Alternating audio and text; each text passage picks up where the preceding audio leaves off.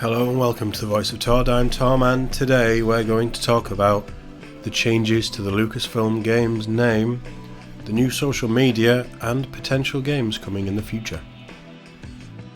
As you can see, we are here on the StarWars.com site. I will put a link below for these. I'm going to just touch on the details here. This seems like the first place to really go and get the news for this, although I would be happy if you used other sites, personally, with how Star Wars seems to be going at the minute. But we're here just to talk about the name change. This is now Lucasfilm Games. As it says here, Lucasfilm Games has launched social media channels on Twitter and Facebook, which will deliver breaking news and more directly to fans. You can watch a sizzle reel celebrating the history of games from Lucasfilm below. The Lucasfilm Games logo, featured above, will appear on all future Lucasfilm game titles.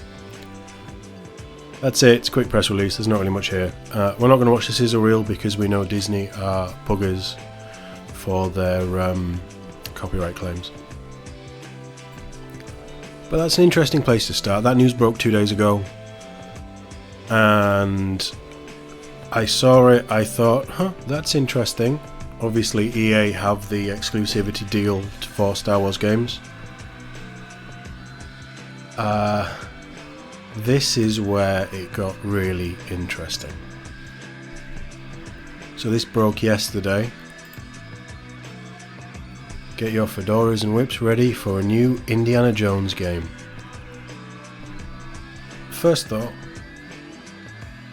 technically Indiana Jones isn't part of any exclusivity deal with EA because the deal is for Star Wars. So, as interesting as the Lucasfilm game announcement was, the name change, this didn't ring any alarm bells with me for Star Wars. But great news, we're going to get a new Indiana Jones game.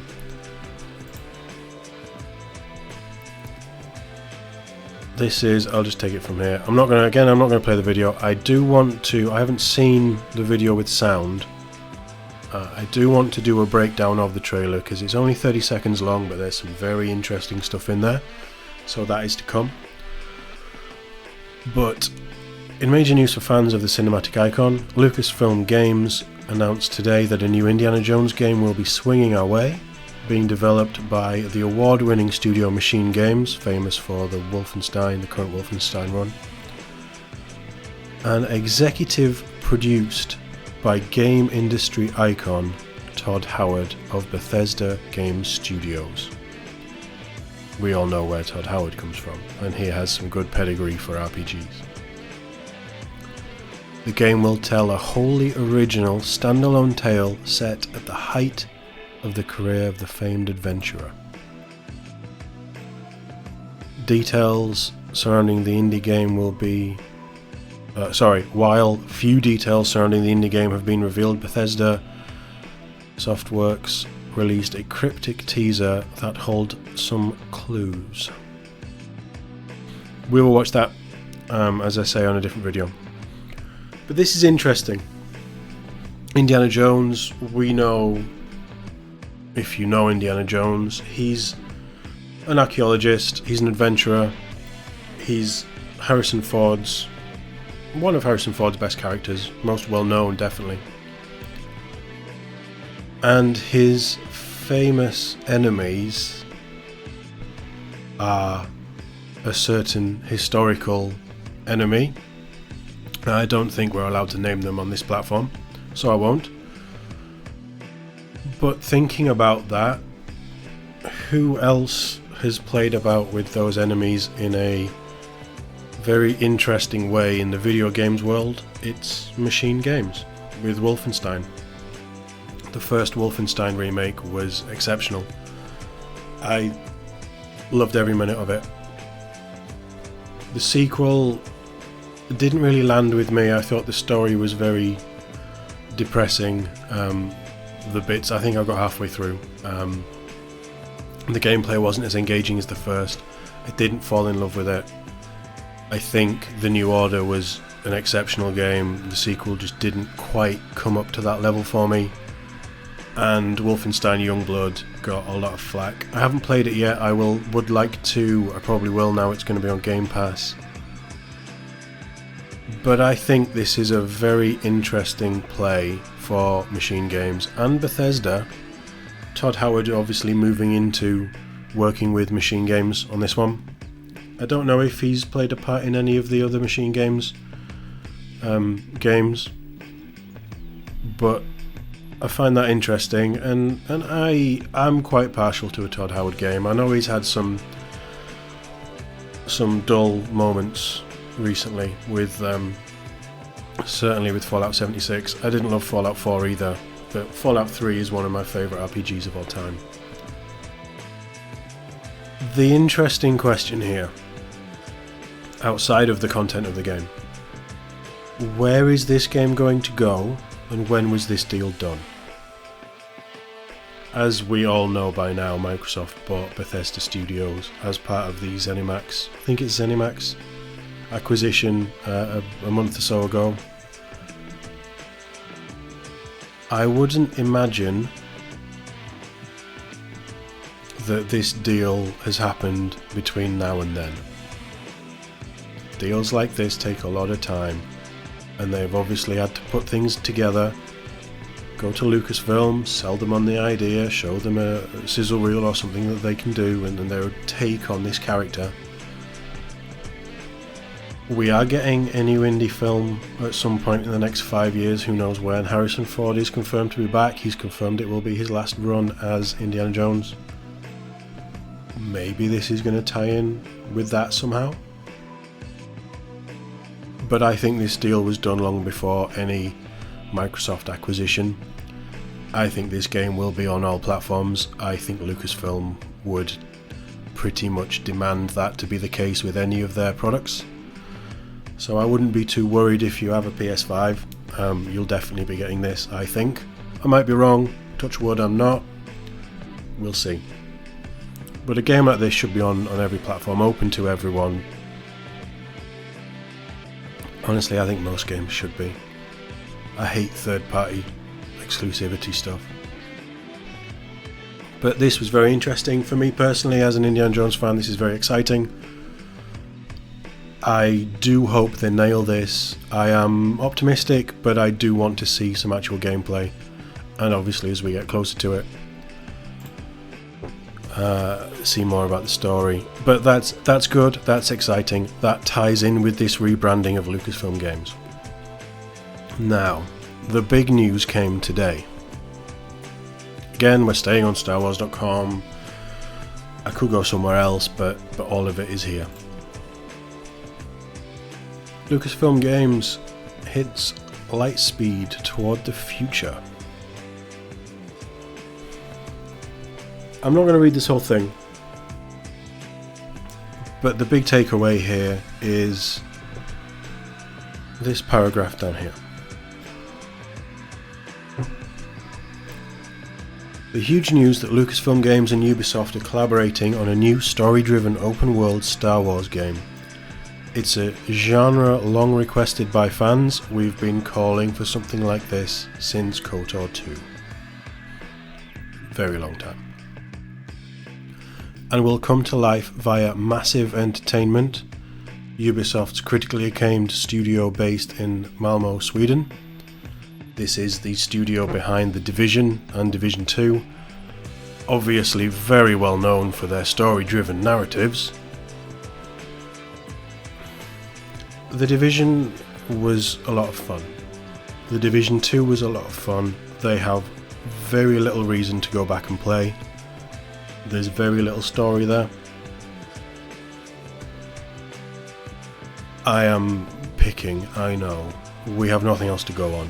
But it's an interesting choice. For a pure open world, yeah, they can do it. They've proven they can do it. Their rendition of New York in the winter in Division 1 was incredible. I spent a lot of time there. But we'll go back to the article.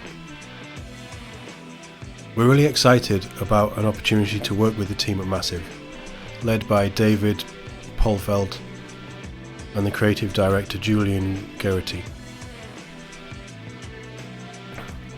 We've spent almost a year now working to get to know them and what they want to bring to the table, Riley says. I'm a huge fan of them personally. I think we're really excited about where this project is going because they have a unique vision for the story and the game they want to deliver. I'm sure we've heard that in every press release ever. This is Douglas Riley, VP of Lucasfilm Games, who's speaking here.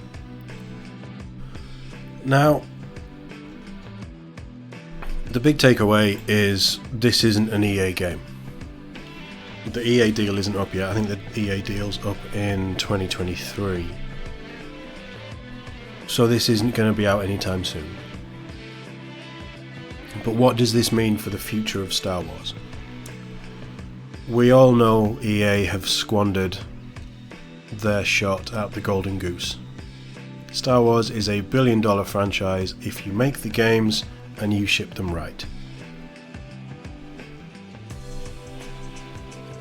What did we have from EA? We had 2 Battlefront remakes that were both terrible. The first one was just bland and didn't have any content. I don't think it even got anything. It was just a shoe-in for Rogue One and that was it. It felt very lifeless. Battlefront 2, I mean, both of them look stunning. They really did. They were boring to play, and this is my view. I thought the combat was poor. I thought the campaign in Battlefront 2 was passable. I didn't think it added anything of any interest. Iden Versio is a great character. I would like to see more with Iden, but on the whole I don't think the story added anything to the Star Wars mythology. We had Fallen Order. I did review Fallen Order, I played it back in November. I didn't like it. The story was fine. Fallen Order 2 we know is being produced by Respawn. That's still going to happen. I don't imagine the EA would pull the plug on that. In fact, they released a statement saying that they were still committed to the Star Wars license and they would be producing games for the long term. So I've just jumped over to IGN for the full EA statement. I will put a link in the description as well. But EA said, "We are proud of our long-standing collaboration with Lucasfilm Games, which will continue for years to come. Our talented teams have created some of the most successful games in the history of the Star Wars franchise, including Star Wars Jedi Fallen Order, Star Wars Battlefront, Star Wars Galaxy of Heroes, and Star Wars Squadrons. We love Star Wars and look forward to creating more exciting experiences for players to enjoy." We also had Squadrons from them. I haven't played it, it's not my kind of game, but people I've watched play it and people I've talked to about it all say it's a lot of fun. This is more of it was released on a lower price than the usual EA garbage, and there's free DLC and free packs, which is great. I think EA have learned some very harsh lessons from their misuse of the Star Wars license, especially after Battlefront 2. But I think this is interesting. I think the biggest takeaway is that Star Wars is now a free-for-all, and if you have a good idea, Lucasfilm will listen to you, like it used to be in the good old days. The reason that we got Knights of the Old Republic was because BioWare had a story and they sold it to George Lucas. We need a big open world, single player, story driven Star Wars game. The core Star Wars audience have been shouting for this for years. EA have fumbled the ball twice. They cancelled it it was either EA cancelled or just before EA took over the license. 1313 was cancelled, that looked amazing. Project Ragtag, which was Amy Hennig, the incredible creator of the Uncharted series and the first 3 games. The Uncharted 2 is a masterpiece of any kind of media, near perfect. And the fact that the story-driven way that the Uncharted narrative unfolds, that would have been perfect for Star Wars. EA didn't want to do it. They wanted to focus on the FIFA model of multiplayer and loot boxes. We've really missed good Star Wars games. I don't think Star Wars is in a good place. I think this decision has come around because they need the money from the franchise.